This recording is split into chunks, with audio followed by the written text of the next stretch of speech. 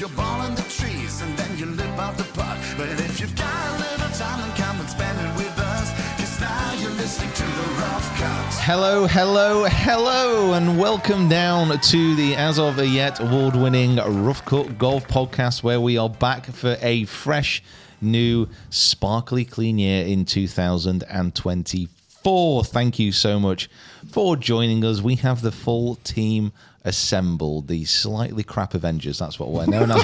We have myself, we have Mick, we have Kieran, and of course we have Jacob as well. We are starting off this new year. We are diving into it with reckless abandon and unbridled enthusiasm and a slightly coffee throat. Drink some Hedwig juice. This is why we have Hedwig juice. Hedwig or Hedwig? Hedwig. No, we've gone over this. It's Hedwig, but you call him Hedwig. I call it Hedwig. Yeah, It makes no sense. It's like having a hedge on your head. It doesn't make any sense. Exactly. Hedwig. Anyway, thank you for joining us. Hopefully everyone had a wonderful Christmas and a very calm, boring New Year. Literally everyone I spoke to was in bed by midnight. Which one of us stayed up the latest? I was in bed by like 10:30, 11. Oh, no, I got to midnight. I think I maybe was like 12:37, Okay. maybe, something like that. 4. Yeah. Shocked. Yeah. If I was a betting man, which I am, which you are, yeah, my money would have been on Kieran. Yeah, that makes sense. Unbelievable. I was a chef. I was dressed as a chef. Oh, not for any reason. Were you cooking or for no? fun. Did a little bit of cooking. Right. But that So was. does that automatically mean 4 a.m.? Yeah, I'm a chef, so I had to stay up. I was a chef, so I stayed at 4 They a.m. have late nights. They're prepping for the next day. You know, cleaning down the surfaces, everything like that. So You were at a party. we're at right? a party. No, he yeah, was yeah. home alone. You were He was on your own. No, I wasn't. No. Just prepping muscles for the next day. I cooked for mum and dad. I sorted all that out, and then I went to a party. And you didn't change in between. No, it's the weird thing. I was chefing, and then I changed into a chef uniform, which is the weirdest thing. So it's very odd. What you're basically telling is your mum and dad make you dress up as a chef. Yes. When And you then, cook and them then they back up. parade you around town. Wow. Be back. Don't come back any earlier than 4. Yeah. You're a chef now. You're a chef, remember? Do we need to contact someone? Are you in danger? Are you in trouble? No, I'm not in Oh trouble. well, No, that was 7 no's. Yeah. Speaking of Kieran chefing, me and Lauren went round to Kieran's for dinner last night, and I'll tell you, he does struggle with a few things, our Kieran, right? Cooking is not one of them. My man can chef up the boom ting, right? Last night we had pierogi. Nice. Unbelievable. Homemade pierogi from scratch. which is a Polish dumpling. Yeah, it was delicious. He gave Lauren one less than everyone else, but we won't talk about that. No, we put it back. We had 7 each. I portioned it out. 7 each. They were delicious. Wow. They were unbelievable. And then we had like pan-seared duck and some sort of potato. Talk us through what we had. Sauté potatoes, butternut squash puree, and cavallonera. Yeah. And then we had a cheese board with grapes for dessert. Wow. It was unbelievable. That's a proper So set. Yeah. you can't keep hold of your phone. No. You aim far too far right when you hit a golf ball. Can't hit it too hard for my liking. Can't shake a cocktail. Oh yeah, he did put a carbonated element into a cocktail shaker. Yeah, and don't it do that. exploded. Yeah, don't do that. all over Yeah, the kitchen. that won't make any sense. But that was just a minor blip in what was a beautiful sounds culinary event. Oh. So he can cook. That's cool. I must have not checked my phone. I must have missed the invite. No. The reason that he didn't get an invite is because you weren't invited. Wow. To be honest, it was more for Lauren because Lauren cooks for me. Was Mick invited? only as a Where are you off? She was out at the door. Where are you off to? It was really weird. Like when I got there, there was only 2 places set. Oh, there's a third, is there? Oh, okay. I'm just putting yours out. Yeah. Oh wow. So he can do it. He can do it. Yeah, he looked Lovely. after me a couple of times. But no chef costume last night. No chef costume. Bit last night. disappointing. No. Bit disappointing. Speaking of text messages that you haven't been getting, Pete, I have been sending you a text message since the 15th of December on a daily basis at 5:30 p.m. to ask you if you have been practicing your golf. Have you been practicing your golf? I have been practicing my golf. Yeah, I think I've been practicing my golf every single day since the new year.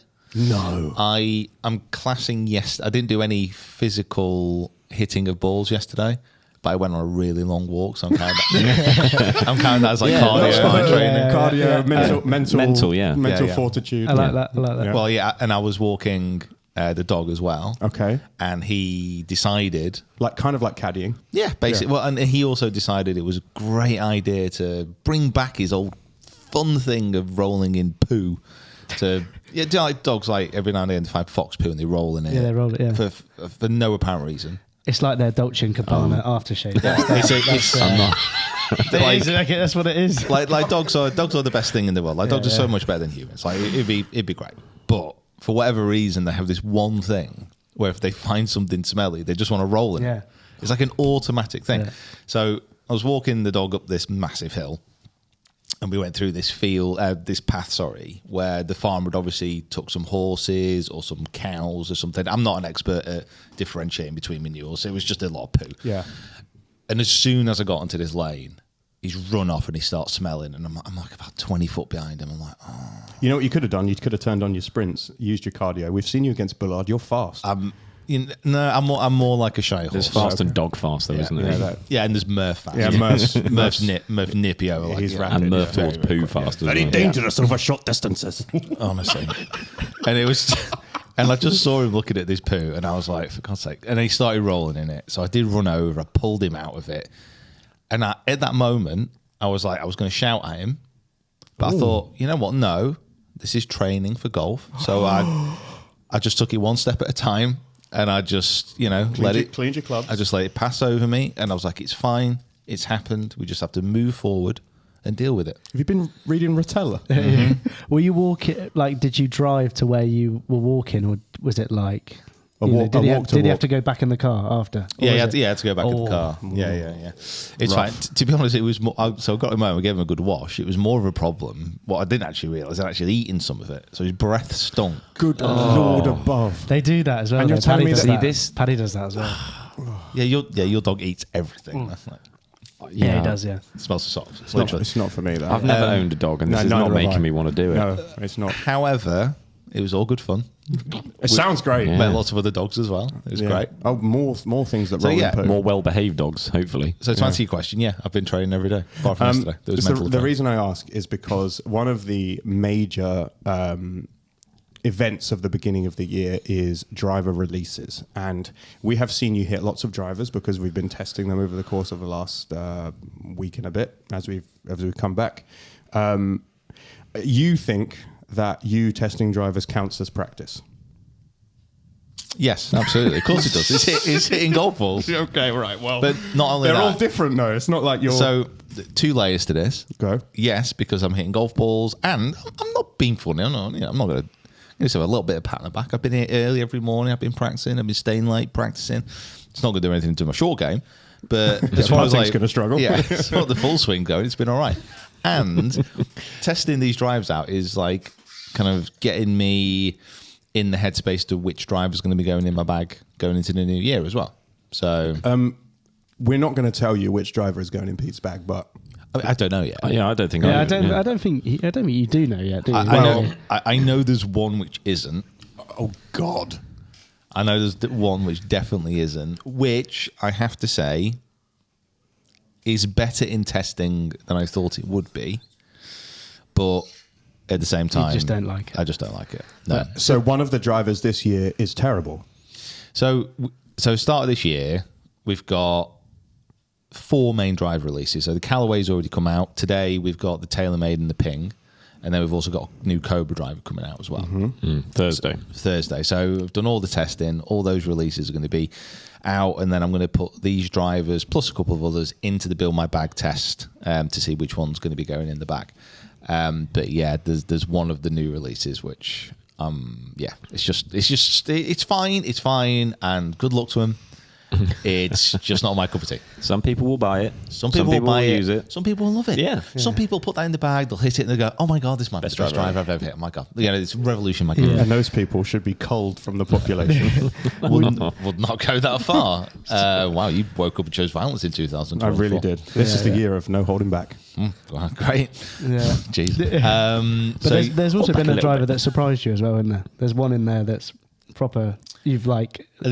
There's definitely an early forerunners going. Yeah. Because obviously you do all your testing next door, and then I remember you coming back in after hitting this one. You're like, wow, this one's like insane. Which doesn't actually happen that often. No, that's what I mean. Yeah. Well, we tend to find that these days there's not that much more that they can really do with drivers, and there's only little sort of incremental improvements they make. Where you came in like completely taken aback by this driver that this is going to be some newfound weapon for this year, which I'm quite excited for, because one of the things we have spoken about going into the new year is allowing you to have a little bit more of a forgiving, relaxing setup than last year, just to allow you to maybe hit some more greens and hit some more fairways, which would be quite nice. Yeah, kind of a set of chopper bats. Yeah, there you go. And I'm absolutely fine with that. No offense. Full to any set of choppers out there. hybrids. Yeah, Well, what are not they- quite there. Get the 11s in the back.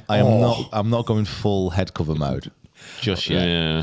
That's when you know. It's We're like getting there. my dad's bag now. Like he's got more head covers in there than he's got like irons. Yeah. What's his like lowest iron? Sorry. No what's his lowest iron now? I think his lowest iron is now a 7-9 because he's got like a 6 hybrid replacement. Yeah. Wow. Yeah. And my dad's the same. Like when you lose distance as you get older, and you start to think, I'd prefer this to go short and where I want it to than short and where I don't want it to. Yeah, so yeah. Well, I've said this before. I think I've said this to Jacob quite a lot. I'm good. Wait to me. Was that? that was some wild noise from outside the room. Right there. Someone might be being exercised. I've it's that driver. Have you not met the people who've moved in next door now? Oh. I have come into. I feel that I'm going to come into my own as a golfer. Oh, yeah. When I'm about 60 to 70, because when I'm warming up and my swing is about 50% of the pace it can be, I'm the most accurate golfer you've ever seen in your life. We know.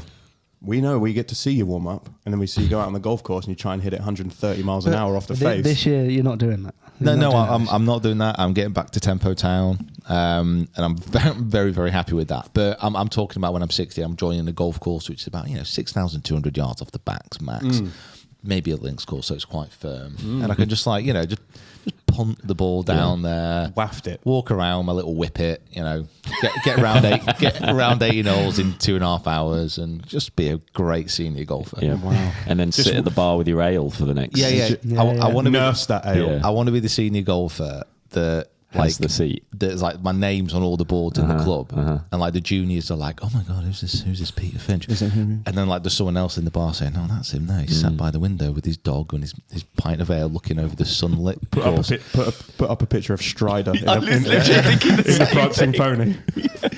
And he's going to be like, Rowdy, we call him Finch. And that's basically what I want to be. That's what I want to be known as. And there was a guy who was a senior member. He's one of them choppers from the north. And it was a guy at my old club, and he was an older guy, but he used to get around 18 holes, like under 3 hours, and he played with a towel which was clipped to his belt. That is so sick. So when you saw him hit, he had he almost looked like he had half a dress on, because it was just spinning around him, and you could see him from fairways away, and he would proper just hit a shot, club in the bag, walk, get to his ball, hit, walk. A hole was over in 6 minutes back. He didn't need to check yardages because he knew all the yardages. Every single, it was from this exact blade of grass is 153. Yeah. I think he only had 5 clubs. Oh, it makes choice very easy. It was like that. he'd have a look at he'd have a look at the pin, probably not check the yardage, but it's about 150. Well, I'll use my iron then. Yeah. I'll use my baffy. Yeah. I've got driver, I've got hybrid, I've got iron, I've got wedge, and I've got putter. Yeah, that kind of thing. That's the type of golf you could be playing. Yeah, I like that. So as long as I can do that, get on my own and be with my dog. And then if I was playing competitions, I would play the pace. I wouldn't be an annoyingly fast. Do you know when you play Brooks somewhere Koepka. and there's people who are annoyingly fast? Yeah. And you can't believe that people aren't moving as fast as them. Oh my God, where was it I played with Fryer? Wilmslow. Was it Wilmslow? I think it was Wilmslow. Yeah. What, you in a competition? You were playing in a competition? No, we were filming with Fryer. And we got out there, and I swear to God, this is a true story, right? I swear this is a true story. So, playing at Wilmslow, which is a nice course, but it has a membership which is on the older side, and they are very proud to be members of said Wilmslow. Okay. Okay. So We've got Wilmslow tattoos. yeah. No. Wilmslow wine. They do Yeah. they do things for the greater Yeah. good. They don't drink white wine there. They drink a deep red. Wilmslow red. Yeah. They've got their own grapevine. probably. Yeah. And me and Fryer are filming, and we've been out there quite early. Obviously, filming takes some time, but we are being quick. Like, we are being quick. And there's this group behind us, and we're like, okay, well, we'll let them through. So we'll call them through. And there's a couple of old guys with trolleys, and then a couple of old guys who are on buggies. Like little single... like the ride-on. Like little mobility scooters, basically, with the clubs on the back. I love those. That's going to be you next year. So we're kind of playing, and we see these guys coming through, and one of these old guys on the scooter kind of hits it up by us. Okay, and I swear this is true. I honestly promise you this is true. He's driving up on his scooter. Okay, he reaches behind him. He pulls a club out. Still rolling. Pulls the club out. Gets to his ball. He steps off. It's still rolling. His scooter steps off, hits his shot, gets back on his scooter while it's still rolling, puts the club in the back, and then carries on. The whole shot was over in about 6.2 seconds. I love that. That's brilliant. And I was like, I can't believe what's just happened. I thought you were going to say that he was like coming along on the scooter and Yeah, he was like going to one hand. I was thinking that as well. That was like one step away from like not even getting off the scooter. Honestly, I think he might have been like 2 steps away from doing that. And we got back into, well, for a start, we got down onto the 18th. We hit our shots, got down to the 18th, put it out, just as a group came up to the tee. Oh, this is on the 18th. Just as a group came up to the tee. They hit their shots before we get off the green. Oh, wow. And I'm like, what is going on? Yeah, and like we stick all our stuff in the cars afterwards, and we're a little bit annoyed at that because that's a bit out of order. And we hear 2 guys talking. They're not, and I promise you, they're not talking about, oh, how did you play? Or, how's Stella getting on? How's your kid enjoying uni? Whatever. Like normal golf club conversation. That dog's still rolling in poo? Yeah, still there. Yeah. They're talking to each other, and they honestly say, oh, how long did it take to get round? And it's like, 3 hours. And, I did it in 2.5. Was this about like a year and a half ago? No, this was a while. This must have ago been, now. this must have been a while Because ago. maybe you went on the day that Wilmslow hosted the World Speed Golf Championships. Just weren't aware that they were all sprinting round. Entirely possible. I honestly, it was just The guy with the mobility scooter got disqualified. That wasn't allowed. So you have to walk it. You have to run. You do have to run. I couldn't believe what I was saying. And I feel that we got completely off topic. What was it talking about? Drivers. So yeah, I'm going to go for something more forgiving. There we go. Right, yeah. We'll chop out all that nonsense in the middle. Yeah. Just in case you're wondering where that was going. Yeah, I'm going to go something more forgiving. Same with the irons. Pretty much throughout the bag, apart from like wedges. I'm going to have something which is a bit more helping this year. Are we going to announce that? You've just said that the irons are going to change. That means that the current irons will no longer be in the bag. Where We got to frame them, surely. Well, I don't know. I think we put them up and we give them away on Discord. Good luck with that. Comment below if you'd like the irons. Wow. No. Guys, I love you guys to death. Thank you so much for following us. Thank you for supporting what we do, but you're not getting those irons. You will be prying them from my cold dead hands. I think what I'm going to do is say they're probably the Ocean bag, whatever, stick this year's bag Oh, that's a good idea. and put it in the new office and just have a 2023 label and Oh, then start yeah, building I like that. building the bags. Okay, yeah, that works. Because it's going to be a totally new bag. The only thing I'm a bit not so sure about this year is the putter. Because I'm actually putting quite well with that 2-ball. Now, I don't know if maybe I just get a new version of the 2-ball or I just... The AI stuff this year with that's one of the things they've been really pushing this year for the putters. Yeah, Odyssey have been pretty hot on it. Yeah. And one of their putters is actually really good. I really like the look of it. What of the AI range? The AI milled one, yeah. Right. Is it the one that looks like a chipper? It's not the one that looks like a chipper. No. Can't get over that putter. Right. No. So yeah, I'm going to be... All that's going to be coming. I think the first Build My Bag video is... David's not here. I think it's... It'll be quickly schedule. approaching. I think it's Yeah. it's 3 weeks away, I think. It's very soon. And I think it might be... Actually, no, it might even be 2 weeks, and I think it will be driver, and then the week after will be irons. So it's going to get put together pretty quick. I mean, that's kind of the point of they're going to come out very quickly, get the bag sorted. So going into hopefully sort of April time, we know exactly what's in the bag. Way Maybe, before that. maybe like Yeah. March sort of time stuff. I'm thinking end of Feb is max. End of Feb. Wow. It's going to be one a week for the next 6 weeks. Well, I've got a fit in for my new irons 24th. I think everything I've got, driver and idea, probably what I'm going to have, but I need to do proper testing. I've got my fairway woods, I think they're lined up. Irons fit in, like I said, a couple of weeks. Wedges, I know what I'm going to get there. Probably won't even do a video on the wedges. Oh, really? Yeah, I just know what I want. Yeah. And then putters the confusing one. Great, cool. That video we planned for wedges, we'll just scrap I'll then. just go and completely change my whole plan of content. Brilliant, thank you. Absolute Thank you for joker. that. Okay. God's sake. Right, moving swiftly on. So the Callaway Paradym. So Callaway Smoke. What do you think of it? Yeah, because it's the only driver that's actually out. Actually, at this like point. officially, officially out at this time. I mean, it's good. I think it goes along the line of what you were just saying about how drivers are incrementally improving over the years. There's a graph, and I can't remember what it is, but it's a graph of like how technology is evolving, and it's like it goes here for like about 200 years, and then like the last 15 years is like this. The curve is just like going upwards continuously, like it won't slow down. Yeah. Whereas golf drivers, for the last that's like general technology. yeah. But golf drivers the last 20 years is just like a very, very, very small gradual improvement. Yeah. But also with the new drivers, they are nothing without the ball. So the new drivers are engineered to play with the new ball. Oh. So it kind of goes hand in hand. Like you can't have the improvements with the driver if you don't play a modern golf ball. Like if you played a golf ball from 20 years ago, you'd probably get the same distance with a driver which is 20 years old if you tap the middle. Yeah. And what every single driver is doing this year and probably into the future, because really ball speeds, it's very hard to get more ball speed out of what is currently available because of the legal limits, because of technology, all the rest of it. Yeah.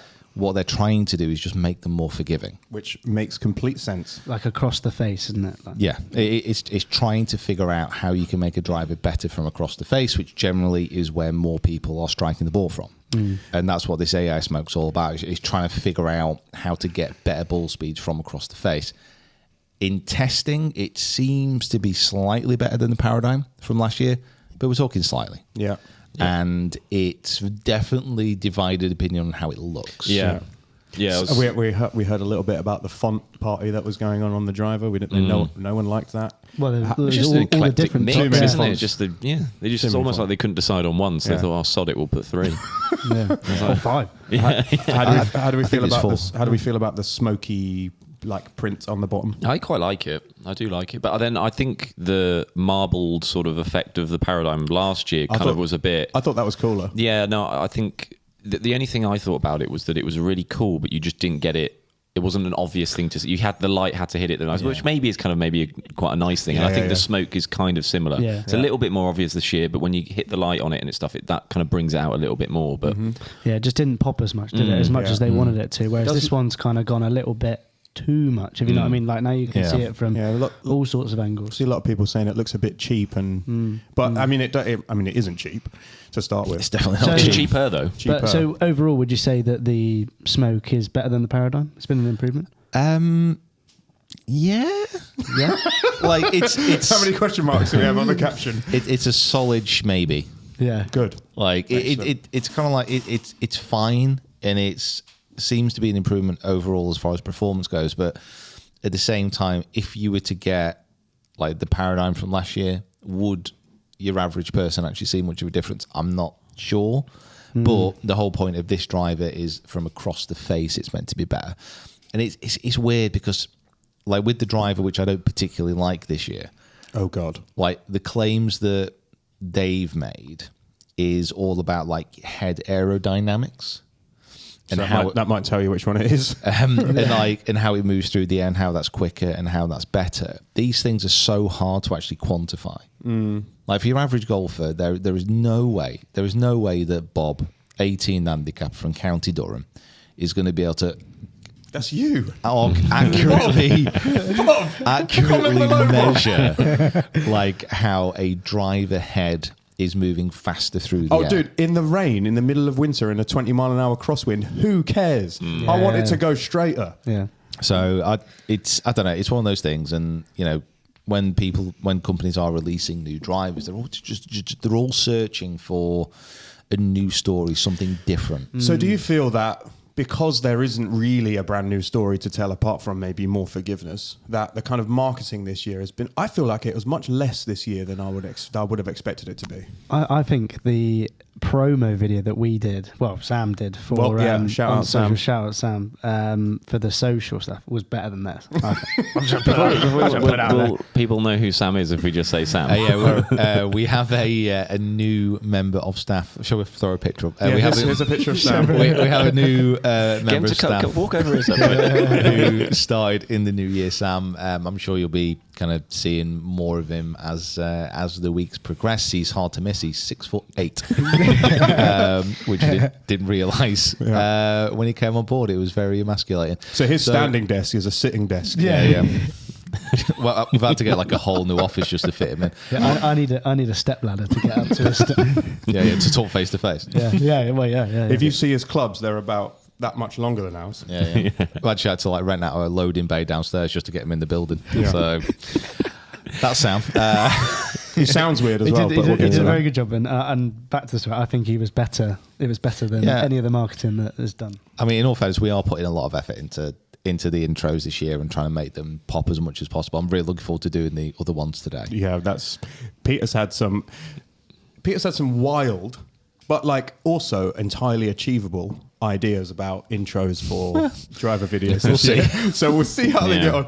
If in the video that comes out later today, the intro is very bland, just know that we tried to make it really cool and it didn't work.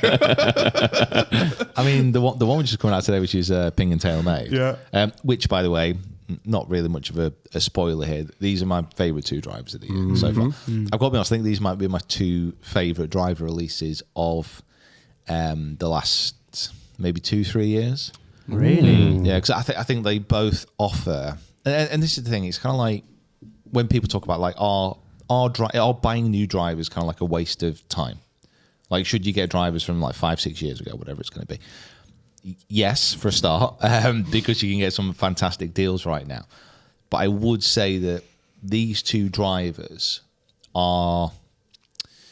they do literally exactly what they say on the tin, but they are actually really good drivers. Like, they're a complete package for as far as like what you would want. So you're getting all the things you want out of a driver. You're getting distance, you're getting feel, you're getting forgiveness. You're getting a workability in these two drivers.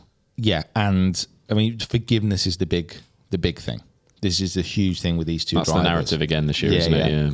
And they do it so well. And it's the first year where the carbon face from the TaylorMade, I actually think, you know what, it makes sense. Right. Yeah. Like, the Stealth 2, which I've had in the bag this year plus, I have liked it because it's really long when you catch it out in the middle, but out of the heel and out of the toe, not great. And the face popped out twice. Not that ideal thing. Yeah. But this driver, very good. It's good. It's just a really, really good club. Okay. I like the look of it more than the Stealth. I never really kind of got with the red face, and I know that was, we were speaking about the marketing and stuff. That was obviously one of the biggest things that's come out in the last 5-10 years, and moving into this carbon wood era and all this kind of stuff. It feels almost like TaylorMade's marketing this year is, let's put them in the pros bag like a couple of weeks before they come out, and then they can snap some pictures and show it goes on social media, and people can see, the new QI10's in the bag, because it's like the worst best kept secret of the year, basically, isn't it? Because like everyone knows what the club is. They've seen it for the last 3 weeks. They saw it before Christmas, but we have to wait until embargoes and all that kind of stuff. Some of us. Rory had it and Tiger, didn't he? But I think that's another thing. Is like, do you think that with all this marketing stuff, do you think that, and all this technological advancement, do you think that brands need to release every year like a new driver every single year? Do you know what I mean? Like, take a tightless sort of stance with it, because they're biannual, aren't they? Yeah, and Ping were at one point when they, when it was the I think Ping is still pretty much 2 years. Yeah. This is the drive they released this year is an addition to the G430 range. Right. So I was going to say that I think that's the best way to do it, is to be like, this is the range on year one, and then like on year two, this is the additional driver or the additional two drivers, special edition. which are either like filling gaps that we didn't have filled when the original range came out, or they're on the end. So this one's Yeah. like super forgiving, Yeah. but not very long, Yeah. and this one's really long, and you can't hit it straight. Yeah. Obviously, like for us, it's great. Obviously, like it's a big thing of like the reviews and stuff. Content. And you you know, and you enjoy it, Pete. And from what I understand, you know, reviewing all this stuff. But you know, like you said there, with what is the difference between a Smoke and the Paradym? Like you're like, yeah, it's a little bit better. Like you know, let's try and you know, do you know. The thing is, if you're, or let's say the two biggest, if you're thinking this is a problem, okay, let's say the two biggest culprits, if you think this is a problem, you've got Callaway and TaylorMade, like consistently year on year, every year, this is the new driver, better than ever, yada yada yada. The two biggest drivers, like two of the biggest drivers in the world, as far as sales are concerned, TaylorMade and Callaway. Yeah. So Callaway had the best-selling driver in the world last year. So why would, if they're looking at their kind of business and they're going, well, if we can develop a new driver every year, we think it's good, we're going to release it, and we're the number one driver company in the world, why wouldn't you? Yeah. Like, why Yeah, wouldn't you? true, yeah. Golfers are always going to want new clubs. To be honest, I've come a lot more, in the last 3-4 years, I've become a lot more kind of sanguine about it. I think I used to be a little bit more, they don't need to release it every year, you know, it's a waste of money, all the rest of it. But at the same time, we don't have we don't really have a say on what people spend their money on. No, and no. we shouldn't have. If people want a new driver, get a new driver. Like, Well, there's no harm in it. Yeah. And, that's right. and maybe someone's cycle, like how I feel about it is kind of like you would get one year, and then if the next one comes out and it's not enough advancement for you, you'd miss out skip a year. it, Yeah. and you just have a 1-year-old driver for an additional year, and Yeah, then yeah. you'd get the one after. That's true. I reckon you'd be looking at probably, if you bought a driver 5 years ago, Yeah.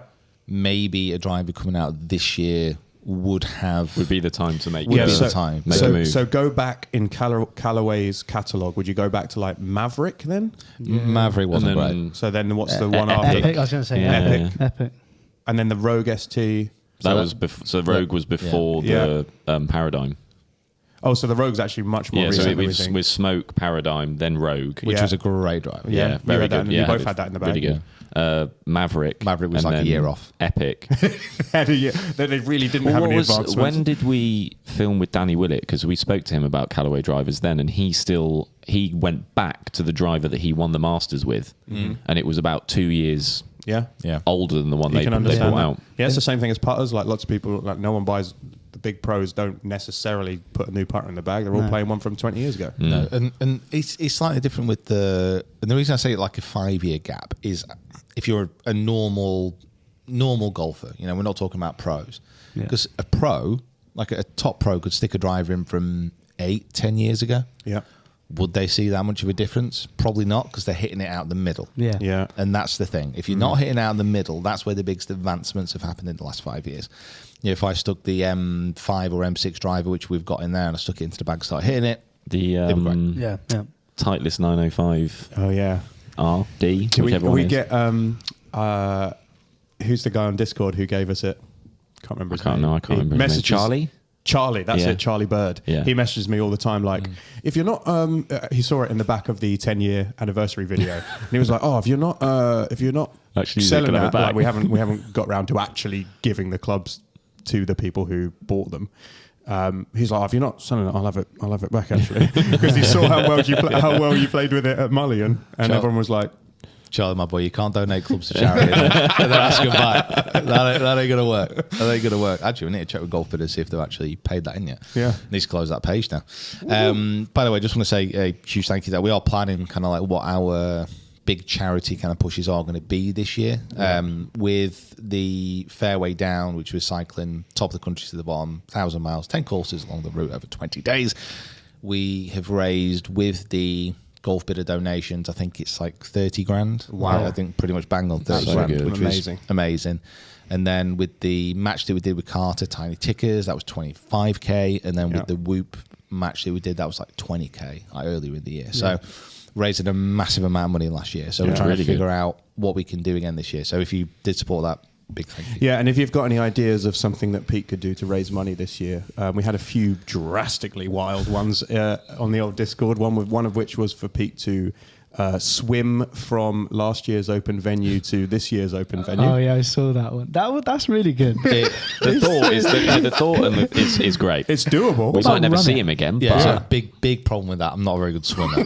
Yeah, you weren't a very good cyclist before you did that. I thought run it, but then I don't think I've ever seen Pete run. So Excuse me. Yeah. Roll the clip. oh yeah, get one sprint. What, against Jimmy Bullard? Running is fine. I wouldn't say it's my biggest strength. You definitely are a dwarf in that sense, aren't you? Just good over short spaces and Sure, yeah, he called you a dwarf. a Lord of the You'll have Rings. to toss me. However, if you run, then we can all come and run bits of it with you, because we know Sam is a very, very accomplished longer distance runner. Me and Yeah. Kieran have started running again after a long time off. Jacob, you said I that did you- it once. You said that you were going to run. Yeah. David definitely runs. We could do it as a team. I could David- run with David. Yeah. me and David would probably be about the same Yeah, pace. instead right of now. planning out which golf courses you're going to visit, it'll be like GP offices on the way. A&E to A&E. Has your golf course got a defib? Well, it has now because we donated 30 grand. There we go. And we've gone full circle. Now, let's talk about Jason Day, because the Do we want to talk about actually the winner of the Sentry first? By the way? well, I would prefer to talk about Jason Day's trousers, but you can talk about the Sentry No, if you want. we'll get onto the worst dress golfer in a minute. I did screenshot a post. So Chris Kirk won the Sentry. He won for the first time in like no, not the first time, but I think he had like 170, 160 odd starts before his win last year, Yes. and now he's won twice in Yeah. however many starts Well since done, Kirky. that. But when he stopped playing last year, I think his last tournament might have been the BMW. He didn't pick up his right-handed clubs. Yes. Have you seen that? Yes, I have. Yeah. Have you seen that? No. No. He put his clubs away and he started playing left-handed. And I think he shot a best of like, I think 82, was it? Yeah. With left-handed clubs. I'm sorry, you Mac Boucher. Like what? Like, Yeah. I don't know much about Chris Kirk apart from he's an absolute dog now. He's like gone massively up in my estimation. Wow. He won on the PGA Tour and then decided that's fine. Now I want to become scratch golfer off being left-handed. Too easy, basically. completed it, Yeah, left-handed. done that one. But There's just- another Cam Davis. I think is another one. I think I've seen a few videos of him. He on the range, I think, like hits one with his left, Yeah. drops the club, picks up a left-handed, stripes it with his.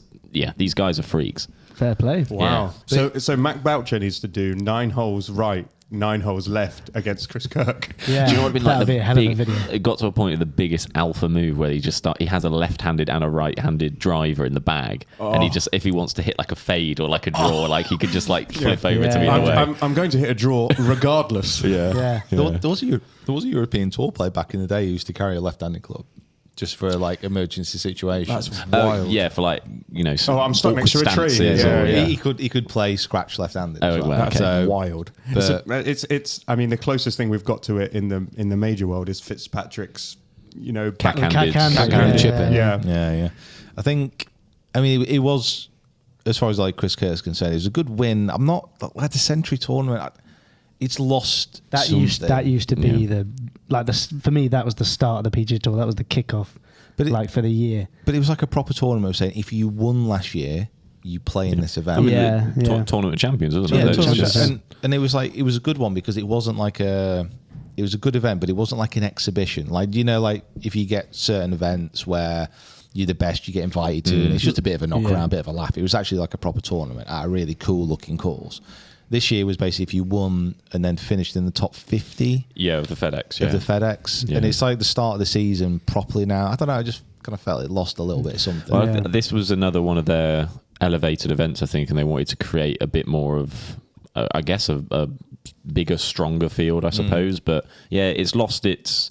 It was one of the other events on the calendar that had its own little thing that you kind of you knew what it was about, and it's sort of lost that really. Yeah, it's a bit boring to watch as well. Yeah, it was a bit. I did watch a bit of it, and it just wasn't really. I just wasn't really that exciting. Like, I think the winning score was 29 under. Yeah. And like, I mean, as much as that is brilliant, like it's, you know what I mean? Like sometimes you enjoy seeing like the US Open, you The enjoy grind a seeing bit a little more. bit of a grind of how, you know. Yeah, it's weird because on the face of it, it's like if you watch football, soccer, and like you get a match which like someone's won like 7-5. You're like, that is a game I want to watch. That is unbelievable. But then if someone wins an event 30 under, it's kind of like, I don't know. You are right. It almost seems like the challenge is lessened. Yeah, when they start doing way between passes, that's when you know that the football match has got to the point where you're like, no, it's starting to get embarrassing now. Can we call it at 70 minutes? We're already winning 9-0. Yeah, I don't know. It's difficult. I mean, guys, let us know what you prefer to see. But like, I think a lot of people do like to see a little bit more of a grind, a little bit more of an effort. As far as like, especially like short game shots and recoveries. And I like to see a bit of competition. I want two people on the final day to be within a couple of shots of each other, and then it to flip-flop throughout the round, and people to really be rooting for one and really be rooting for the other, and then it comes down the 17th and 18th and they finish it off. I think that's the thing as well, is that like, imagine shooting over 4 days 24 under par and finishing T15. Yeah. Like, how annoying. You've had the time of your entire life. Do you know what I mean? Like, you played so well, and you're like, I ended up finishing. So, well, I'm pretty sure that when I had a look at it, like I said, I had a little bit of a watch of it last night. It just wasn't really floating my boat. And then I think I want to say it was Scheffler. I'm sure Scheffler shot like 5 under and moved backwards. Yeah, he did. Yeah, that is wild. That really shouldn't be happening. No. Do you know what I say? Roll back the ball. It's tricky, really, because I think this maybe is just a little bit too far. But I feel like if we had that sort of par grinding, like every birdie even bogey sometimes are a good score on those kind of, like, they're really fun to watch. But I think what makes them more fun is the fact that they don't happen that much, for me anyway. Right, okay. Like, I think if it's almost like you have too much of a good thing, really. It's nice to see another these, birdie. Yeah, boring. Exactly. Yeah, it's nice these kind of events sort of still are about, and it's more so the courses really than the actual events. Yeah. But if these sort of kind of places were lost and we kind of were going to those US Open setups and all this, kind of, I don't know, you'd almost get bored of that too much, I think. But it's also like, if you're like the I don't know, what the greenkeepers or the officials of that course, you must be thinking, they've absolutely ripped it apart. Yeah. Like, how do we make this harder? Like, we've got no space. We've got no You can make you can make courses harder. I'm not saying it's easy, but you can make a course pretty hard, pretty quick by growing up the rough, making it a lot tighter.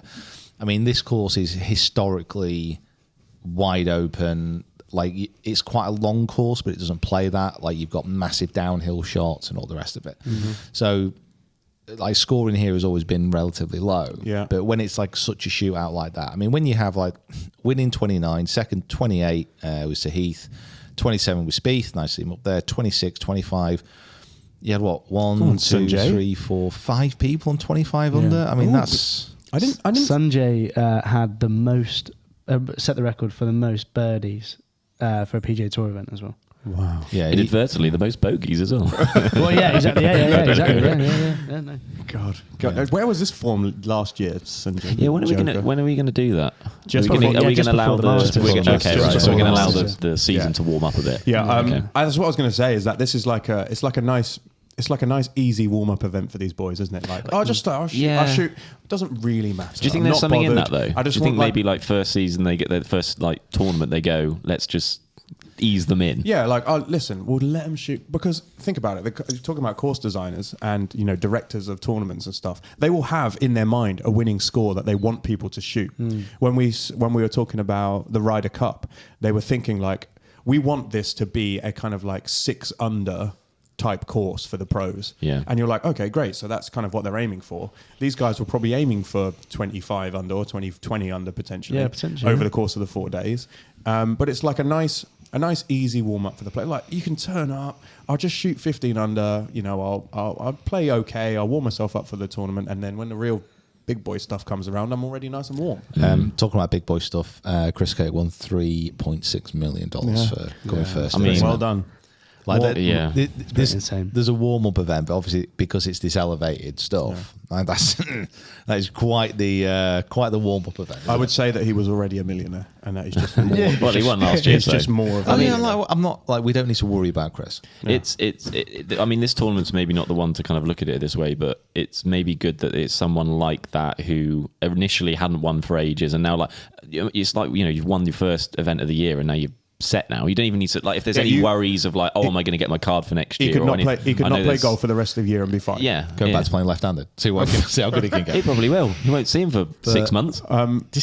This year is, by the way, I think on PGA Tour, if you have a good year this year, if golf goes the way that when I looked into my crystal ball, I think it might go.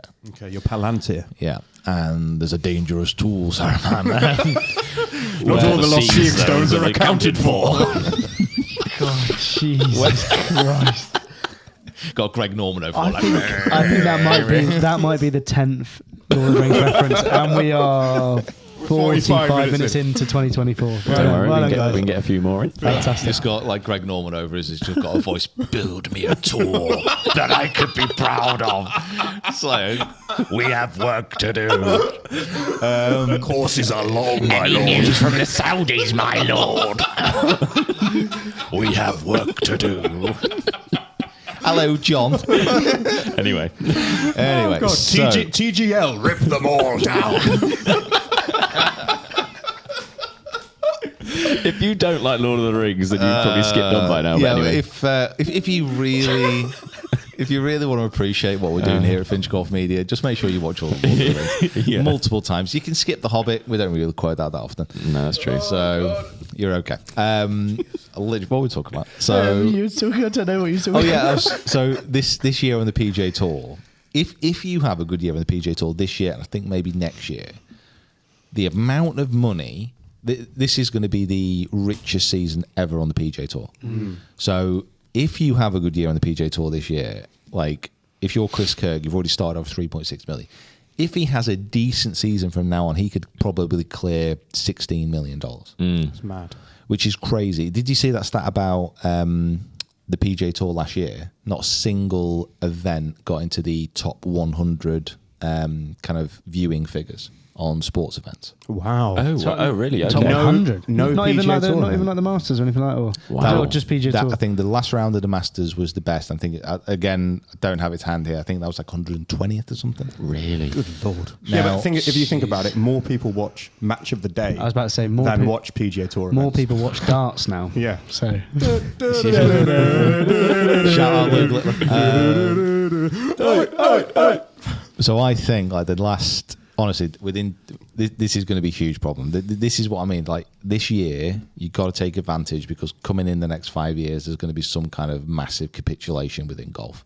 Like, it can't carry on along this because the PGA Tour doesn't have this money.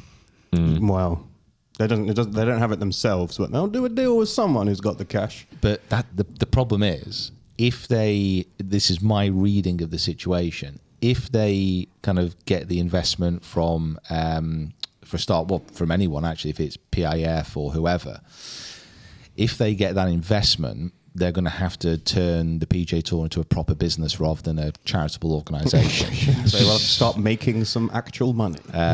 Which is terrible, by the way. But they're going to have to do that. And it's just going to be an absolute... I reckon... What date is it today? 8th?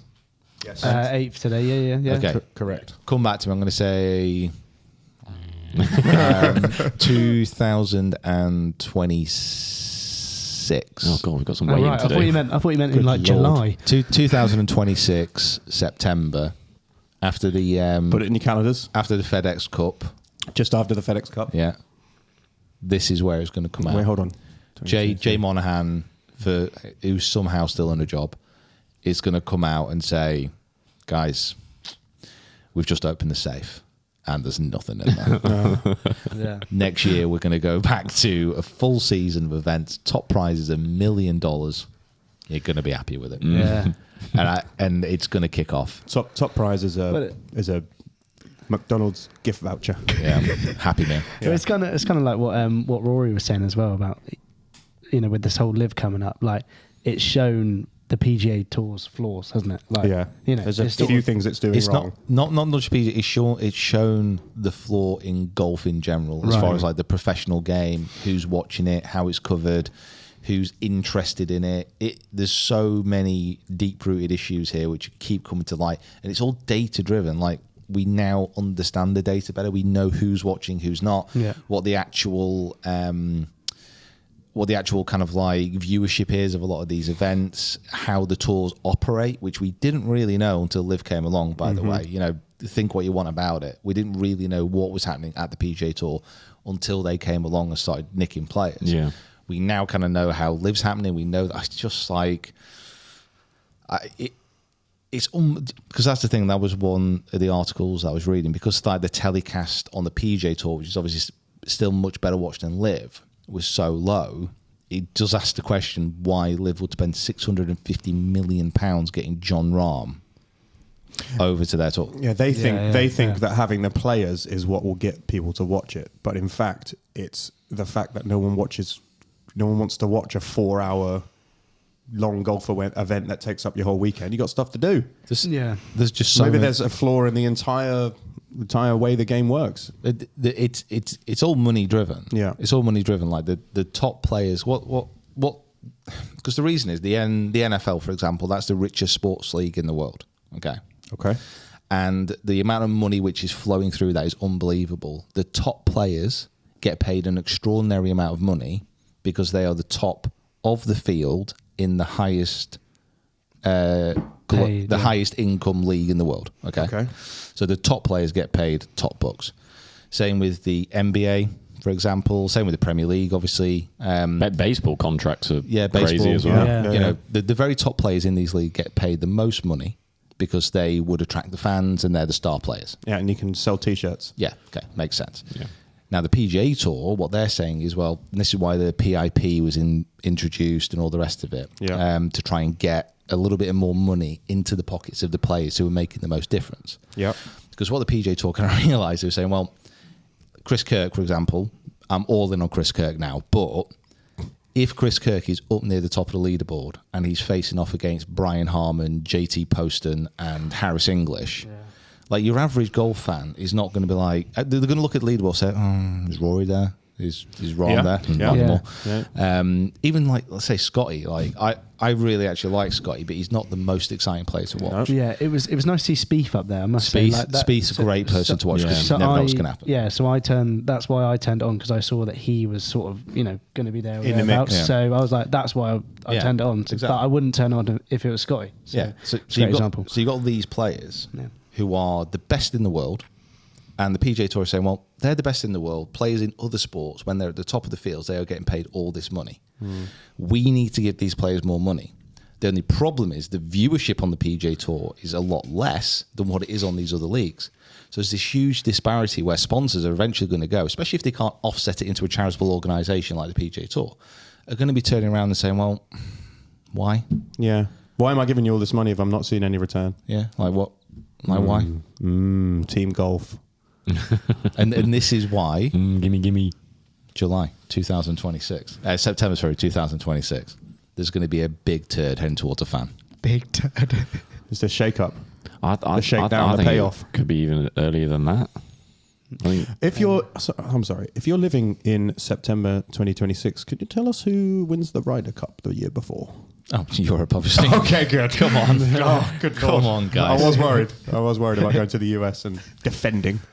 So now you can talk about Jason Day. Okay, so Nike Golf is dying.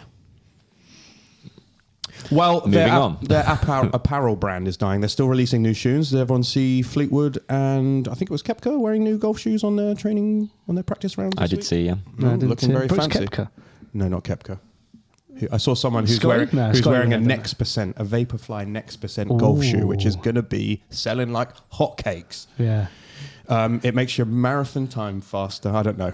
Nike golf shoes are It's so got good. a carbon plate in it, so you can hit the ball further. I have no idea. Yeah. More aerodynamic. Correct. Yeah. So Nike have got new golf shoes coming out, which is excellent because everyone likes Nike footwear. But we haven't seen any new Nike apparel, which is probably because Nike apparel is going away, and TaylorMade are going to take all the athletes and everyone who isn't on TaylorMade or one of these other big brands is going to jump ship.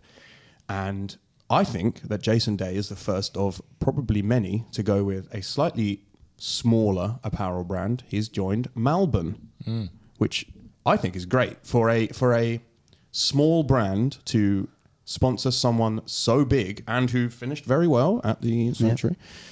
Is a major move, and it's pretty exciting. However, how do we feel about those trousers? It's just a different thing to look at, isn't it? It's a throwback almost. As someone who dresses very traditionally, Peter Finch, on the golf course, how do you feel about the wide leg trousers with the designs on them and the kind of fashionable? I tell you what it would be. It would be like if Mitchell Bly and the boys from Golf Supply dressed professional golfers, this is what they would look like. Awful. If Kieran from Golf Hipster, The Golf Hipster, that's literally if he was dressing the tour, he would make them look like how Jason Day looked at that tournament. He listens to the podcast as well, so hello. Shout out Golf Hipster. Good So lad. Start a YouTube channel as well. Do well. I think okay, so we have an issue. Okay. First of all, I think we have an issue with Australian golfers in general, led by my hero Adam Scott. Yeah, he's also a very well dressed man, but he's much more traditional. What? Sorry? What? No. Adam Scott? No. Everything fits him perfectly. His colour choices are weird. I'll give you that. Yeah, that's what I mean. Exactly. Yeah. Adam Scott could be the best looking golfer in the world. Yeah. If, like, I am not by any stretch of the imagination in a fashionable space. Like, I am not a fashionista. That was my throat. That was your throat. Wow. FootJoy semi-through stuff. I think that looks okay with that. I wear it, and generally, I don't look like that much of a tit. Do you know what? Do you know what? Weirdly enough, they send you stuff that all goes together. They send you a capsule wardrobe for the year, so you can wear any of it with any of it, and it looks great. Because I'm a bit colourblind, I always play it safe. Yeah. Like if I have a pair of trousers which are either navy or black, potentially. Just going to chip this onto the blue and have a putt. Yeah. If I have a pair of trousers which could be navy or black, kind of hard to see in the morning for me, I'm like, okay, well, I'm going to wear that with a white top, so I know they go. Like, it's fine. I'm safe. Golf, like let's face it, golf is you've got cool, Yeah. and then you've got golf cool. Okay. Golf cool is basically just looking nice and smart. Yeah. Because as soon as you start to try and push golf cool into cool, these are atoms pushing against each other. Okay. And when they explode, you get those trousers. You've got hydrogen, you've got helium.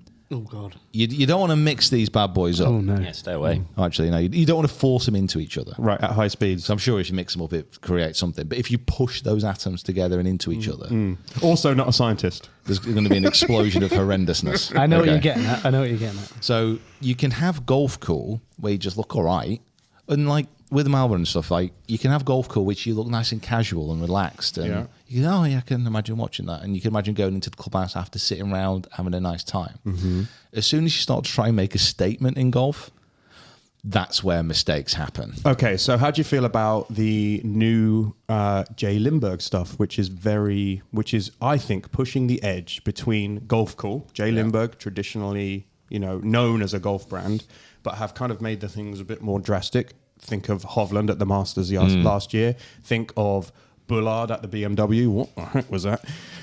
Think of that green jumper with the Jay Lindbergh things all over it. How do you feel about that, where a golf brand is like doing something a little bit different? Do you hate it? No, but I think I understand why they do that. Okay. So for a start, Victor Hovland last year, like his array of designs was quite something. Yeah. But like he said, he gets given the clothes, he gets told what to wear, and he wears it. Now he has a frame of a shop floor mannequin. He can pull off pretty much anything. But how many people around the world playing golf? We get to a lot of golf courses, we see a lot of things. How many people do you actually see wearing that stuff? Not a lot. Not a lot. Because it's kind of like, let's say those trousers from Malbon, okay, the horrendous baggy logoed ones that Jason Day was wearing. Like you won't see anybody wearing them, but everyone knows what they are, so they have a bit of brand awareness that way. Okay. It's kind of like when you go to a fashion show, like I always go to. If you go to a fashion show and Christian Dior, is it Dior? Christian Dior? Dior, yeah. He has no idea. I don't know where that pulled from. Ralph Lauren, I don't know, whatever, a designer. And how you notice their catwalk outfits, they're like wearing a wheelie bin on their hip. Yeah. True. It's so strange. It's something so out there that you're like, well, obviously, no one is going to walk into Morrison's and do their weekly shop in that outfit. Put it in the wheelie bin. Yeah. What we own Little basket. storage thing. But if that makes the news, it's like, oh my God, who did that? Oh, it's Dior. Oh, Dior. Blah, blah, blah. Yes, but what the fashion show... I mean, I also I've never been to a fashion event, so I have no idea what I'm talking about either. Very but boring, by the way, it happens. Yeah, I did music for one once, and yeah, very odd. What they're trying to show you is what's possible. Like, this is the creative direction of our brand at this catwalk show. However, the things you buy will not necessarily be things from this catwalk show. Jason Day is wearing something that Malbon actually sell in shops. You can actually go and buy the trousers, well, eventually buy the trousers that he's wearing. You can buy he wore a very cool like vest jacket as well, which I thought was great. There are a select group of people who will have been aware of Malbon, but maybe didn't know that, it was so associated with the world of pro golf. And Jason Day has just connected those two worlds. And I think it's great. Yeah. Nah. Excellent. You hate it? No, I maybe it's just me. I prefer the golfers who, I think were the best dressed. Like, you're looking at Snead and Hogan and those traditionalists. the classy guys. So that style of wide legs and knitted vests and boxy cut tops, that is what people are wearing now. The only reason it feels weird is because what we've worn for the last 10, 20 years to play golf have been very well-fitted trousers, tight polo tops, and it just feels a little bit different because it's not what you see at a golf club. And this is kind of like the start of this era, I think. That's probably why it's ruffling a few feathers, just because you don't see it a lot. And, there'll be people looking at Jason Day's outfit and thinking, like, yeah, how are you wearing? I mean, but like this in 5 years' time might be something different. But if he had a North Face puffer on top of that and was wearing, was walking down the street in Shoreditch, you'd be like, oh, well dressed. Yeah. Oh, well, yeah, exactly. Yeah. So you are, it's a combination of the streetwear world coming to the world of golf. I was about to understand. Yeah. So like Malbon is for a specific type of person at the moment. That might be in 5 years' time the fashion. So so that's because they're a smaller brand. Yeah, exactly. Yeah. I mean, we're talking about a sport that four years ago we were like shunning hoodies on a golf course. Yeah, exactly. Yeah, exactly. So it evolves very slowly. Yeah, we weren't. Well, no, we weren't. I know, but like as a uniform. general golfing society, it was more shunned upon, maybe from older generation than others. But yeah, I must say, like the first time I ever went and I was wearing like that hoodie there, like I did feel weird a little bit. When you go to a course, now obviously it's just not even thought about. Yeah, no, it's fine. I can't wait till John 87 with his mobility scooter rocks up with his Malbon golf trousers on. I'm wearing a t-shirt, not a polo. Still be wearing his cords. That's true. And they'll be cool though. I want to point out, I'm planting my flag very much in. I'm not bothered about dress rules and stuff like that. If they were gone away with, it really wouldn't make any difference to me. Yeah. But there is a reason why your J. Lindberghs, your Adidas, your Nike, why these brands, why they don't actually sell that much product. And there's a reason why brands that you don't think are going to be that bigger sellers like Peter Millar, FootJoy, these kind of brands, why they always outsell. Yeah. Because the majority of golfers don't look like Victor Hovland. Yeah, you do have to be accessibility to it, fairly decent looking bloke to do it, don't you? price, and then fit. That's the things that are going to make a difference. Or female as well. Exactly. Yeah, when you get to a golf club and Kevin is there, we've named so many different people from this golf club. He's just retired. He's going into the pro shop and he's like, what am I going to wear? Got anything in a double XL? I'm going to try on this J. Lindbergh top. Oh, hang on. I look like a sausage. No, I'm going to put that back. What else is there? Oh, this FootJoy top fits quite nice. Good quality. No, I mean, FootJoy is very good quality, not just because they're a brand that we work with. Do you have questions for us, Kieran? I do. Yeah. We got a few questions from social.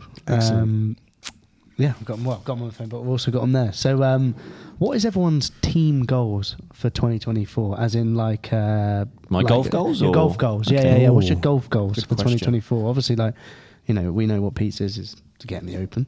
Or would you have any more, or would that be it? Yeah, well, I mean, the Open is a stretch goal for you, isn't it not? A stretch goal. Yeah, like you have your goal and then you have your stretch goal, which is sort of like one that if everything goes perfectly, that's the one you'd like to aim for. Qualifying for the Open is a stretch goal in the same way where if NASA sent a rocket to the moon and they missed and ended up in Mars, that's the stretch goal. Like my whole goal for this year, like as far as Quest for the Open goes, is not just Quest for the Open. It's obviously going to be playing in local PGA Tour event, PGA Tour. Although, Maybe. stay tuned. I got an email through. We won't get into it. PGA events. Just one day is a couple of 2 days and stuff. Like the first goal is to kind of win one of those. Win an event. Win an event. As far as Quest for the Open is concerned, I just want to get past regional. Yeah. Because every single year I've done regional qualifying, I've gone in playing absolutely fine and had a little bit of poo in the bed. Okay. So that is what I want to get past. If I get through to final stage, Good Lord. which to be That'd honest, like, unbelievable. Good. but I'm not saying this, and I think everyone here will understand that if you watch my stuff for a while, I think you'll get it. That I'm not a very ego-driven, arrogant golfer, but I know that I've got more than enough game to get past the regional qualifying stage. Yeah. It's doable for you. It's very doable. It's just the fact that every time I've got in there, I've just not mentally had the capability to do, which is obviously like a huge part of the golf game. So it's a part of your game that I know you need to work on Exactly, this year. yeah. Now, it gets through to final qualifying. That's a completely different story. Like, final qualifying, the quality of golfers which are in that field, so much better than me. This Live current golfers, time. basically. Yeah, and Michael Block. Oh, yeah, I forgot about that. Final qualifying is just getting better and better and better. So that's kind of like, yes, it's fine to think about that, and yes, that's the ultimate kind of goal. But realistically, I just want to get through regional. I think that's good. I think that's I doable. think that's a very like achievable task. I think that's Yeah. Jacob? Yeah, get into the Open. Yeah. No, I would. I'm on the precipice of getting to single figures. I think if I really tried what, are you this in year, 12 right now? Yeah. So Yeah. like, I mean, I'm not saying it's like a quick jump down, but that would be by the end of the year. If I could be single finger handicap, that would be lovely. This year, I'm not playing cricket this year to play more golf. Excellent so choice. That's kind of No no run. There will be no run. Literally no run. So that's going to be kind of a big change for me. And then also, like, I'm going to join a club. So maybe if I play some comps, like my Open will be winning the Sunday Scramble. The weekly medal. Yeah, I'm sure Didsbury have I'll got a cup or something I'll that I can caddy win for you, mate. Yeah, exactly. That'd There be we great. go. Kieran? So yeah, that's kind of the vibe. Excellent. For me, stick at full handicap. Like, just play like.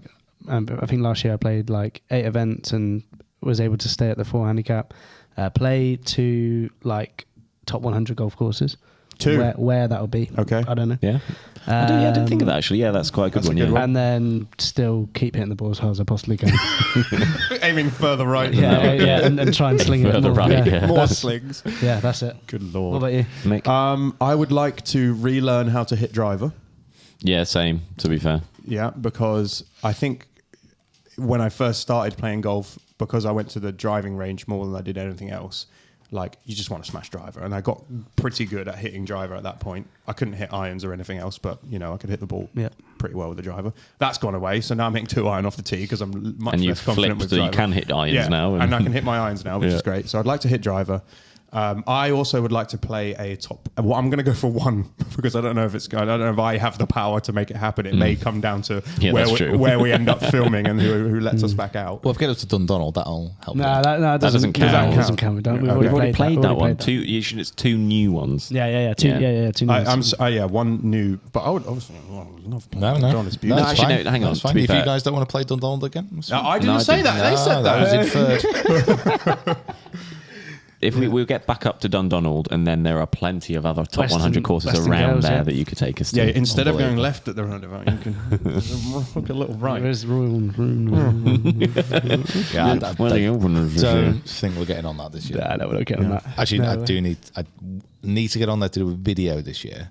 Definitely need to do one. Yeah, I was going to say you'll get on there, wouldn't you? But I think that might have to be quite early in the Yeah, you'll year. get on there on the first round of the Open. No? Oh, of course, yeah. Yeah, there we go. Practice rounds. Practice rounds on the Monday. Of course. The Pro-Am. Come on. Yeah, Right, so very that good. drive, Pro-Am. hit driver, driver, play a nice course. golf course, basically. Great stuff. Yeah, it's easy. The next question: what is your boldest prediction for 2024? So this can be, I don't know, it can be anything, but like mine's. So like for mine, for example, is what is mine? That Rory's going to win 2 majors this year. That's my bold prediction. That's what I mean. Dreaming. Yeah, he's going to win 2 majors this year. King Charles will abdicate and, What, turn pro?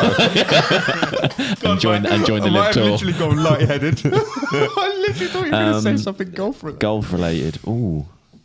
I think that I don't know if this is a bold claim or not, but I guess maybe it is. But I think Rory McIlroy will complete the Grand Slam.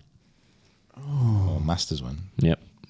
Yeah, like that. Like that. You have to now do a Rory related one. I'm not going to do a Rory related one.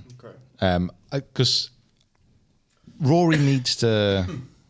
If I'm going to make bold predictions about Rory, he's got to come and meet me halfway. Like I've spent way too much emotional energy on Rory over the last 3 years. I'm kind of burnt out a little bit. You know what I mean? We're on a bit of a break. Okay. And I need him to make the first move by winning the Masters. Yeah, and then I can get all in on him. It feels like he's going more than halfway if he wins the Masters and you just like him a bit more. Listen, it's a big romantic gesture. I'm not going to lie. Yeah. But that's what I need in my life. Outside the window with the Yeah. playing his last round. I'm going to make a prediction which is so bold. This is going to shock you.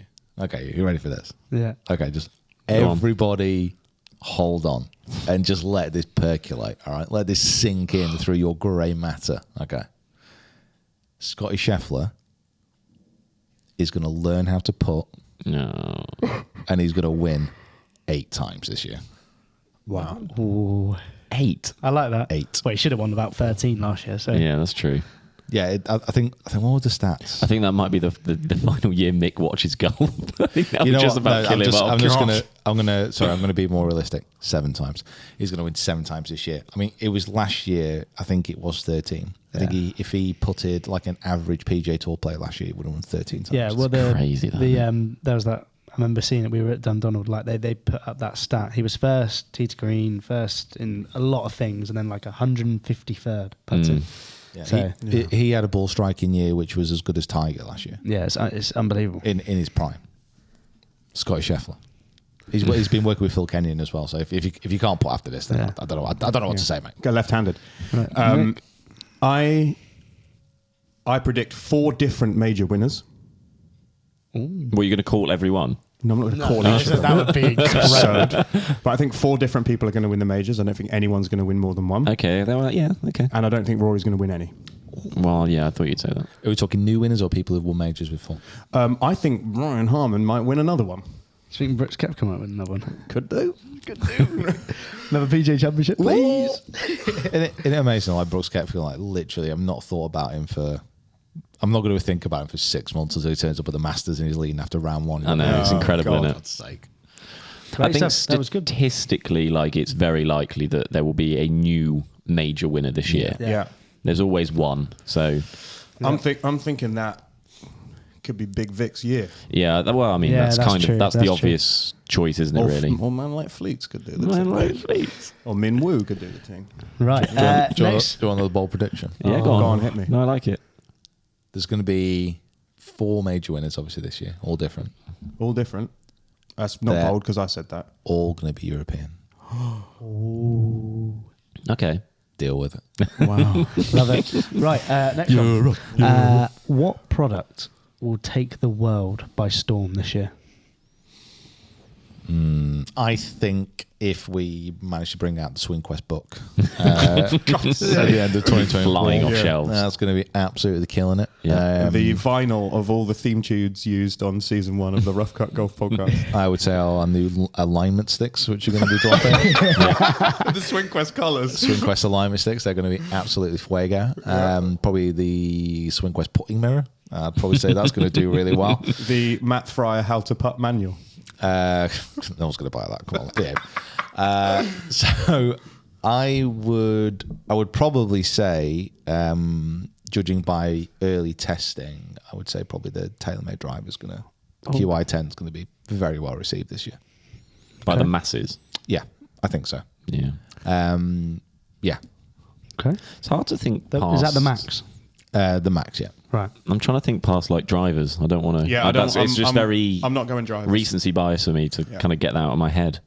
What is there that's come out? I don't even know. I'm going to make a prediction of what all the hipsters are going to have in their bags this year. They're all going to have those new Wilson irons. Oh, yeah, those are nice. they are very cool. They're That's very going to nice. be the cool club to have this year. Those like Blady boys. Those irons, I don't think we've got a specific video for them, but I'm thinking, what video can we make around them? Yeah. Can we just get the coolest irons ever? They are beautiful. They are nice. they're- I think the other bold prediction is that, which is something we've talked about, and definitely Pete's doing this year, is that more people are going to be going for forgiveness than for distance and looks. So Yeah. I think to pull it back to the clothes discussion, I think the Malbon trouser might take the world by storm. And to be fair, if you wear them in a storm, we might never see you again because they're going to get hold of you. Blow away. Sail legs. Yeah. Yeah, I think so. So you think the QI10? Yeah. Okay, very good. What golf course do you really want to play this year? Oh, I've got such a big list. But like, Okay, like and it's the classic, give us- like, give you us can't your- say You Augusta. can have three. Give us your top three. You can have three. They can be as niche or mainstream as possible. And a course that you haven't played before. Like what course would you love to get out and film? To play for the first time. Play for the first time. What film. about us? Are we doing play for the first time? Because So we played far fewer courses You, than you Peter guys has. go first because I've got 50. Okay. I would like to play Royal Birkdale. Aspirational. I like it. Listen, it's entirely doable. Yeah. Yeah. However, I'm hosting the Open next year, so I'd like right. to. I'd Get like in to. now, Go, you're I'd like right. to go back to Birkdale, even if it means us just walking around and filming it. It was a beautiful course and it was very Yeah. fun. So that was cool. I'd like to go back and play For Me Ladies again this year because I love it and it's great. And Anne is one of the best people to have in your contacts book, so I'm going to play For Me Ladies. And we're going to play Disbury again. Well, we had to get them in once. So, Come on, the Dids. Yeah. Kieran, have you got any? Yeah, or- mine would be. There's two in. They're both in Dorset. Listen, and they're listen, we- Broadstone we- and Parkstone, and they're both top 100 courses. So. We ticked off Prestwick last year, so the Yeah. only place better than that really for me is the old course. And Yeah. I don't think that's going to Yeah. happen. Go on, sorry, I interrupted you. No, Go on. that's right. Dorset. Yeah. Broadstone and Parkstone are both top 100 courses. So try and maybe get those. near where you're from? Yeah, and maybe might be playing with Mitch. So that's my in with one of them. So yeah. So yeah. Sick. Cool. Jacobo? I really hope we get over to Ireland again this year. Oh, That's God, kind I of didn't one even of my. think about that. So there's a lot. Is it Adair. Old's Head? Is that one that? Oh, that's very hard to get on. I know, but it just That's- I'm not saying Adair? I will get on there, but Adair, yeah. God, that'd be Adair. amazing. That's I'm probably more chance getting on Adair. I think Abu Dhabi? that's Wales. in Wales. That's in Wales. Where else did you That go is, on that, that? is, Where else that did- is a top 100 golf Where course. else did you go on that island trip? We went Adair. to Enniscrone. Enniscrone. Yeah, remember and the name of Tol it. Faris, And that's where we did. the match against. Simon Thornton. That's the So one. Simon spanked me. And that's is there anything out of Ireland? Ireland's just great for golf. Yeah, I mean, Ireland is. Ireland's so up there. underrated. I think for me, it's like it Or doesn't get North as much. Berwick as well. When we went to thingy, Yeah, that that's looked really true. good. Yeah. I'd like to be able to When play you're there. walking around thing and you're like, oh, there it is. Yeah. Yeah. Okay, talk to us. So, I mean, that's one. Berwick. North Berwick. Yeah. Oh yeah. Just 'cause I played there a long time ago, but I was disgracefully hungover and did not appreciate it. What a waste. It wasn't my fault. This was To be fair, this was to with be- Rick, wasn't it? To be fair, when we played the castle course, you were disgracefully hungover as well. Yeah, that was your fault. That was Matt Fryer's fault, to be Oh, fair. that was a rough morning. That I actually played quite well. It's maybe the secret. Yeah. So North Berwick, Good. definitely. Kings Barnes, Yeah. Ooh, yeah. Yeah. which I've not played before. There's a cluster of courses. So there's like Nairn, Yeah, we've yeah. heard good things uh, about Nairn. Castle Stewart. Yeah, of course. There's a Pro-Am each year called the Highland Pro-Am that basically plays around some of those courses, which I was going to go in it last year with Dundonald, but it was literally started on the Monday after the Ryder Cup. And So you would have started that disgracefully hungover as I was, So you would have won it. As I was still on a hybrid off the tee. as I was still on a scooter at 3 a.m. in the morning in Rome. I don't think that would have been a great idea. Yeah. So David hanging off the back. oh God, no, I left that. No, David was off sightseeing with the As. Oh, yeah, of course he was, This yeah. was when I left the Ryder Cup party because it was too boring. Yeah. Not enough lads. Not enough crazy partying going on. Not enough instance. Deafened by the unsafe fireworks. Different story altogether. What did I say? So now, like Castle Stewart, I really want to get over to Ireland and play a few down by that west coast. Yeah. So you've got obviously Old Head, great, but just places like you got like Ardglass and these incredible links courses. The Island over near Dublin apparently is really good. Yeah. Okay. Which I've not played. It is, I have to say, it's probably mostly links courses. I really want to play Sunningdale. Oh, there's a That's a good go one, on, yeah. yeah. I really want to play Sunningdale in the sun. the old course. Yeah, and the new. I mean, they're both incredible courses, but I'm absolutely sick. And this sounds so terrible. I'm sick and tired of playing it. I've played down there. I think the old course maybe 3 times, the new course maybe 3 times, just in like Sunningdale foursomes, Yeah. and then practice rounds. Every time I've played there, the first time I played there, it was just after the beach from the east. Great. There was literally still snow on the course. Awesome. I bet it looked incredible though. Or was No, it a it bit was- slushy? I couldn't see because of my schnood and like my hat that was pulled down here. And the first round of that, I was playing with Sophie Walker. The first round of that is we won that because one of the guys we were playing against literally got the hypothermic shakes and he couldn't put. Oh, no. And I wish I was. I've told you the story. We were playing, me and Sophie playing there. Dan is like both pros, and it was raining pretty much all the way around. Okay, and it was cold rain.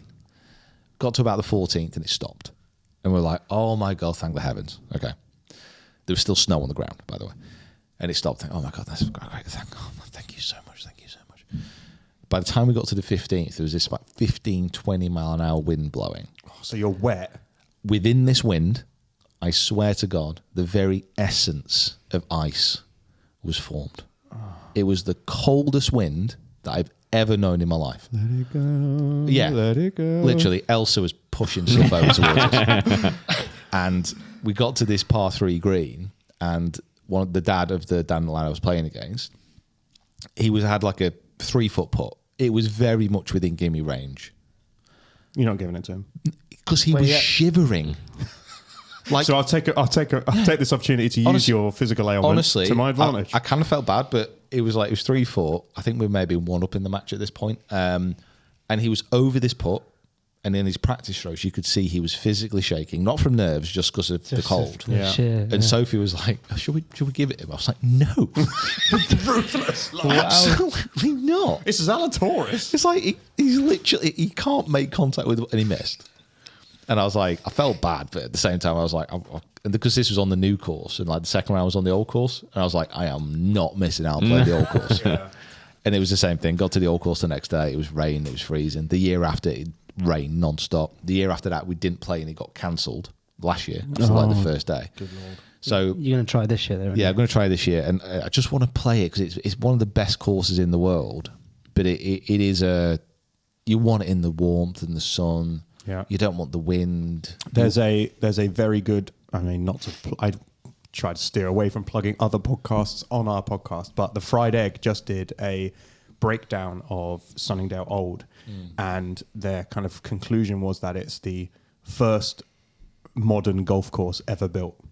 So it's not obviously the links courses of Scotland and the ones that then kind of made their way down to into England are the kind of old style of course where you would go to a spot of land and be like, this looks like a tee box, that looks like a hole, this is how we want people to navigate it, and let's put bunkers in or whatever. Or you would use whatever was there to make the hazards. Natural contours. Sunningdale is and- completely different, where they were like, this is a plot of land. We could build a golf. This first time that a golf course was built instead of laid out on a piece of existing land. Right.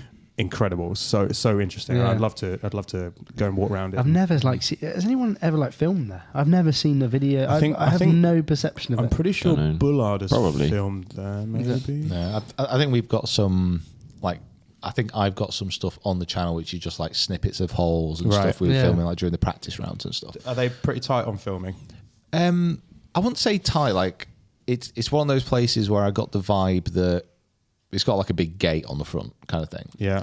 Getting through the gate is tricky. Yeah, we've had a couple of those. London Yeah. Club, Berkshire. Once- They're all a little bit like But once that. you're in, But once you're in, Yeah. they're great. Right, okay. And they're really friendly. And there's always a guy welcoming you at the door with all his war medals on, like Colonel Richards. Oh, that's so sick. And like it's the kind of club where if you remember, because you can take dogs on the course and stuff like that, you could walk around with the dog, you can get up to the clubhouse, you can sit on the kind of veranda overlooking the 18th, glass of wine, Very cool. you know, talking about what's happening with the stock market. Murph smells of Wow. Mark that. And it's just a kind of course that it's just got a very special vibe about it, and that's what I really want to try and do this year. We've said about 16 courses there. Is like get to these courses which just give you that the vibe and filming on beautiful days. Yeah, sun your- going down, sun coming up. Your list of scratch golfer courses this year, I thought was a joke. We need to get back onto that. I thought it was a joke when you were like, no, these are the ones No, we're these going are- to that's play. where I we're was going. like, I'm sorry, what are we the Masters? Like, Yeah, what yeah, the heck's happening here? So many great courses on there on that list. So looking forward to this year. It's going to be good. And yeah, no, that's pretty much it. Excellent. In terms of questions. So And Build My Bag's coming up. yeah, We've mentioned we Build My mentioned Bag. we mentioned Build My Bag. Yeah. Pinehurst, I'm going to add Pinehurst to the list of Good places I Lord. want to play. I'm going to go and win that. Going to win. qualify for the US Open as well. That's Yeah, good. why not? What a Why year. not? Well, if one peak wins the Open, it'll get Oh yeah, that's true. exemption. Yeah, but it's this year, so he needs to. Damn it. If you're needs to get there. qualifying, It is- if you're qualifying for the US, after can you have like a White Claw before, like Joel Damon did? Yeah. and have like Yeah. that can be part of the I video. think, went I, was, out I think it was halfway round. That's Wasn't Yeah, it? right. it yeah. was between the rounds. Yeah, like he'd done 18, didn't play very well, then had a White Claw and then shot like 6 under. Yeah. Other horrible Seltzers. tasting alcoholic beverages are available. They're actually not too bad. They're actually not too bad. They are horrible. That drink, No, they're all a right. bit bad. No, they're all right. Horrible. Never trust a pre-mixed drink which comes in a can. I don't know about that. I don't know. M&S ones, they're good. Yeah, now we're talking pina colada. No, don't trust them. Don't trust them.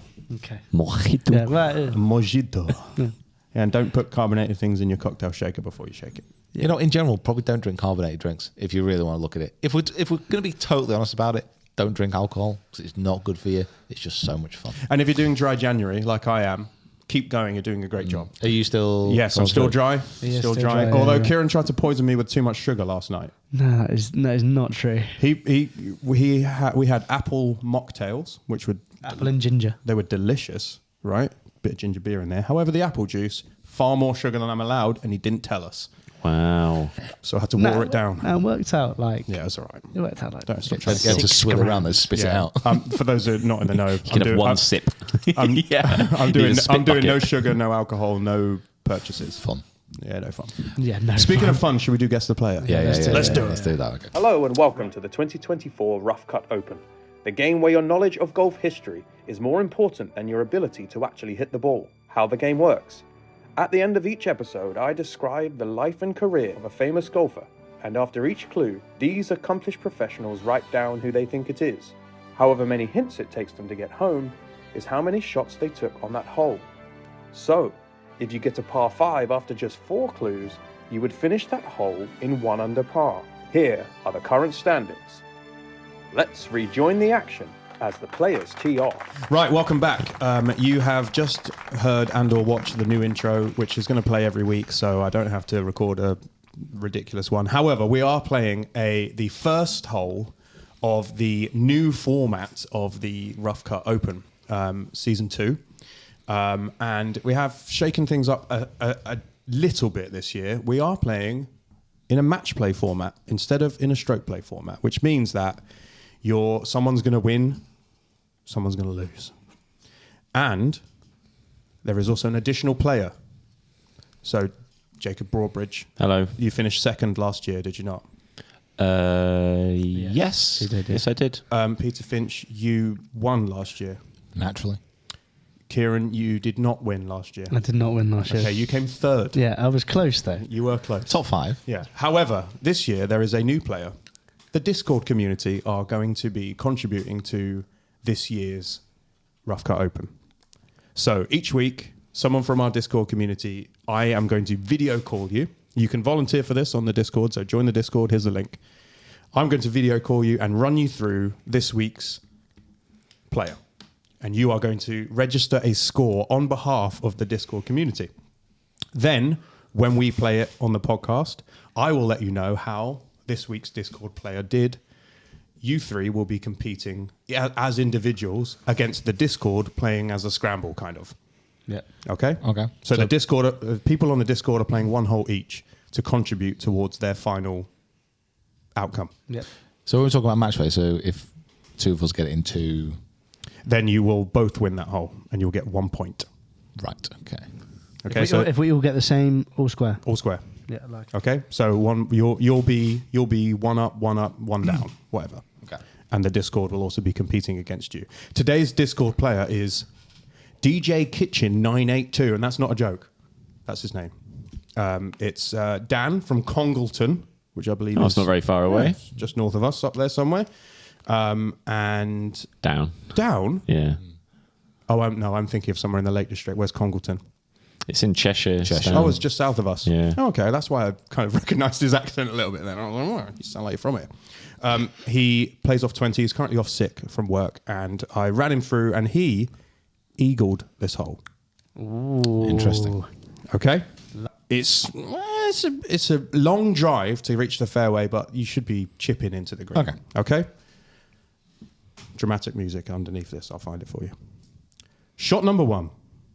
The second ever Rough Cut Open match play. Good to be back.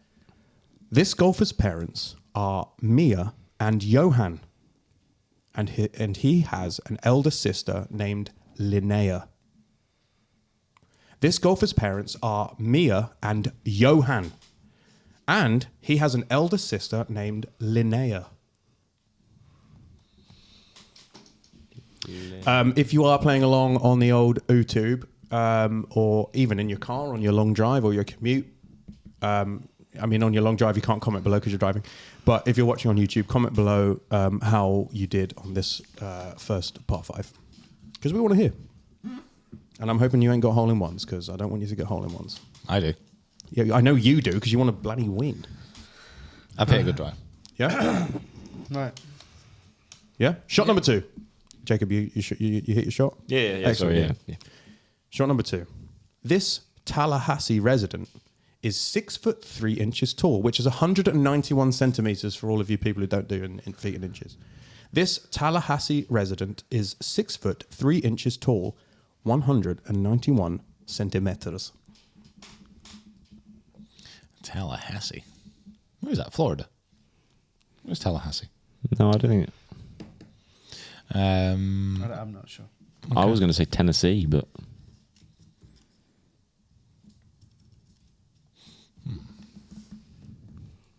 I could be wrong. It's in Florida. Oh, ignore me. I thought it was. God, you've got such a good brain. Yeah, well done. You have. You do retain useless information. 6'3". 6'3". That's quite tall, isn't it? Well, it's not as tall as Sam. Well, it depends who you're asking. You Yeah, guys that's are, true. you guys are a gangly boy. Sam, a golfer that's the same height as you. Name one. Tell me. Whose mum's called Mia. Who's in your club? I'm sure you have like a WhatsApp group or something. Yeah, no idea. Yeah, not a chance. No chance. Cool. Yep. You're doing okay? Yep. You've had your shot. You need to hurry up. Pace of play. Yeah, Come on. yeah, Let's get it moving. Yeah. Shot number 3 should be kind of, you've hit probably long irons into the green. This is maybe like a little chip. This player has 4 professional wins, including the RSM and the Omega European Masters. This player has 4 professional wins, including the RSM and the Omega European Masters. So not a super winning player.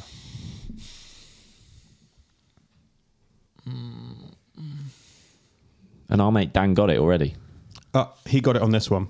Brilliant. Can you say them again, please, mate? Well, I've done it twice. You want an extra shot, do you? Yeah. Please, mate. This player has 4 professional wins, including the RSM and the Omega European Masters. Dan Loving scored on this shot, chipped in. RSM. What is that? So the RSM Canadian Open, sorry, you say? No, that's the RBC. That's the RBC. RBC, sorry. That's the RSM. RBC Heritage. What's the RSM? It's like a. Is it South African? I think it's the RSM Classic. Is it called? It's a PGA Tour event. PGA PGA Tour Tour event. event, yeah. 6'3". The RSM Classic is in Georgia. Georgia. Oh, man. He's got a bit of height to him as the boy. He's a lengthy boy. It's very Tallahassee. Oh, man, this is a tricky one, this. Well, It's good clues as well. Like, what, yeah. Oh, good Yeah. clues. I mean, Don't know about okay. Yeah. Don't know about that. Average. Don't big him up too much. Average at best. Yeah, Dave was in by now. Come on, Dave. Come on the cord. And by the way, I'm on Discord's team, so I want Discord to win. Come on, Discord. We can do this. Did you give him clues then? I gave him the exact clues that I gave you. If you want, I'll record the video call. Yeah, next you know week. what? I would appreciate that. so that you don't, Just so we know, yeah. so that you know I gave him the I exact don't want same any clues. underhand tactics. Well, listen, I didn't give him as much chat as I'm giving you because we just got it done. We got it done snappy. You're getting things read out again. You're getting the joy of looking at each other's sheets. I wish I could. I don't think ever any of us got this. I've not got I'm this. struggling. Yeah, I'm struggling a bit. I'm trying to peel through in my mind all the Omega European Tour. Yeah, that's also what I'm trying to do because it's obviously if it's an American that's come over and played in Europe. But I don't think it is an Americana. Yeah, that's true. You sneaky little man. Right, let's go. Shot number 4. Pace of play, yeah. Shot number 4. This is your birdie. So this is probably like a long putt for most of you. This Swede has a 2-2-0 record in Ryder Cups and was part of the team that holds the record for the largest margin of victory over 18 holes. Jesus, yeah, I'm such. This Swede, will you shush while I'm reading? What a tit! This Swede has a 2-2-0 record in Ryder Cups and was part of the team that holds the record for the largest margin of victory over 18 holes. And well done, Jacob, if you think you've got it. So that's really good. Peter Hansen. You know I'm going to do Peter Hansen this year. You're not even going to win that hole. Swedish. It's not Fred Lindblom, unfortunately for you lot. He's never played in a Ryder Cup yet. So annoying. Yep. You can see what you're writing. You cheat. I think I've got it. You cheater. Okay, this is your par putt. If you're not getting it after this one, you can be over par. Shot number 5. As a member of Texas Tech University, he won the Ben Hogan Award as the best collegiate player in the United States in both 2022 and 2023. And he finished on top of the 2022-23 PGA Tour University rankings to earn membership on the tour. Very good. I think we've all got it now. Yeah, we got As a member of Texas Tech, people on the internet might not have got it, so shush your mush. As a member of Texas Tech University, he won the Ben Hogan Award as the best collegiate player in the United States in both 22 and 23, and finished top of the 22-23 PGA Tour University rankings to earn membership on the tour. So there we go. very Only just earned his membership. That was right. was good. Yeah, very good. This is for 1 over par.